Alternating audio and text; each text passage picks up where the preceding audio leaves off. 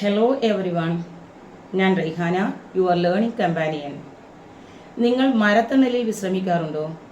എന്നാൽ ആ മരം ഒരിക്കലും നിങ്ങൾ വെച്ചതാകില്ല. ഒരു ഹെവി ട്രാഫിക് പൊല്യൂഷൻ ഫേസ് ചെയ്തിട്ടുണ്ടോ? എന്നാൽ ആ പൊല്യൂഷന് ഒരിക്കലും നിങ്ങൾ കാരണക്കാരാവില്ല. നമ്മൾ ഫേസ് ചെയ്യുന്ന ആക്ടിവിറ്റീസിന് ഒരു പ്രൈസ് അല്ലെങ്കിൽ കോസ്റ്റ് കൊടുക്കേണ്ടി വരുന്നു. ഇതിനെ എക്കണോമിക്സിൽ എക്സ്റ്റേണാലിറ്റി എന്ന് പറയുന്നു. What are externality? Why they are important?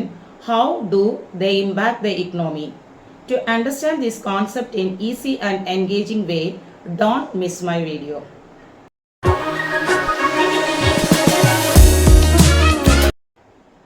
What is externality? കുളത്തിൽ ഒരു കല്ലിടുമ്പോൾ അതിന് അലകൾ ഉണ്ടാവുന്നത് നമ്മൾ കണ്ടിട്ടുണ്ട്. അതുപോലെ ഒരു ആക്ഷൻ കണ്ടിന്യൂസ് ആയി രൂപപ്പെട്ട് ഒരു ഇമ്പാക്റ്റ് ഉണ്ടാകുന്നുവെങ്കിൽ അതിനെ നമുക്ക് എക്സ്റ്റേണാലിറ്റി എന്ന് പറയാം. There are two types of externality: positive externality and negative externality. Positive externality means നിങ്ങളുടെ വീടിനടുത്ത് ഒരു പാർക്ക് സ്ഥാപിച്ചാൽ അതിൻ്റെ സൗന്ദര്യവും ശുദ്ധവായുവും അവിടെ താമസിക്കുന്നവർക്ക് ഗുണം ചെയ്യും.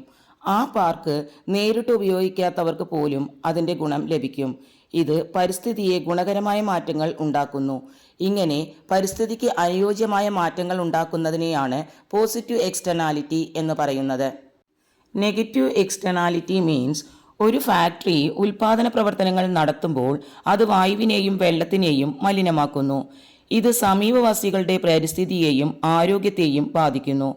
ഫാക്ടറി ഉടമയ്ക്ക് ഗുണം ചെയ്യുന്നുണ്ടെങ്കിലും ഇതിൻ്റെ പ്രത്യാഘാതം സമൂഹത്തിന് നേരിടേണ്ടി വരുന്നു. ഇങ്ങനെ സമൂഹത്തിന് ദോഷകരമായ രീതിയിലുണ്ടാകുന്ന എക്സ്റ്റേണാലിറ്റികളെയാണ് നെഗറ്റീവ് എക്സ്റ്റേണാലിറ്റി എന്ന് പറയുന്നത്. Why should we care about externality? നമ്മൾ ഒരു പ്രൈസ് അല്ലെങ്കിൽ കോസ്റ്റ് കൊടുത്താണ് സാധനങ്ങൾ വാങ്ങുന്നത്. അതുപോലെ എക്സ്റ്റേണാലിറ്റിക്കും ഒരു ഹിഡൻ പ്രൈസ് അല്ലെങ്കിൽ ഒരു കോസ്റ്റ് ഉണ്ടായിരിക്കും. എന്നാൽ പലപ്പോഴും ഇത് നാം തിരിച്ചറിയുന്നില്ല. Example, pollution.